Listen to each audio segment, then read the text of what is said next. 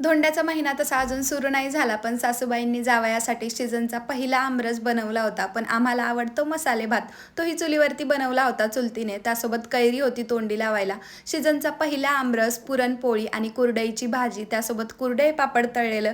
हे कॉम्बिनेशन खूप छान लागतं. आहोंना, मला आणि देवांशला पुरणपोळी आणि आमरस खूप जास्त आवडतं. आता ज्याची त्याची आवड असते, कोणाकोणाला नाही आवडत. आम्ही तर जेवण करत होतो, पण इकडे देवांश रुसून बसला होता. मुलांना नेमकं जेवणाच्या टायमिंगला रुसून बसणार आणि ठरलेला त्यांचा टायमिंग असतो. आता जेवण करून आम्हाला जरासं बाहेर जायचं होतं.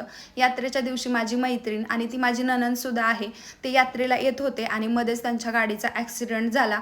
खूप मोठा ॲक्सिडेंट झाला. सगळी गाडी फुटली, पण त्या दोघा नवरा बायकोला काहीसुद्धा झालं नाही. यामुळेच कर्म चांगले करायचे, नेहमी दुसऱ्याविषयी चांगला विचार करायचा. देव तारी त्याला कोण मारी. आपण जेव्हा चांगले असतो ना, देव आपल्याला काही एक होऊ देत नाही. खूप सुंदर आहे ती. त्यानंतर आम्ही घरी आलो. मस्त अशा पापड्या भाजल्या होत्या चुलतीने आणि हे बहीण भावंडांचं इथं बसण्यासाठी भांडण चालू होतं. भेटू परत, बाय.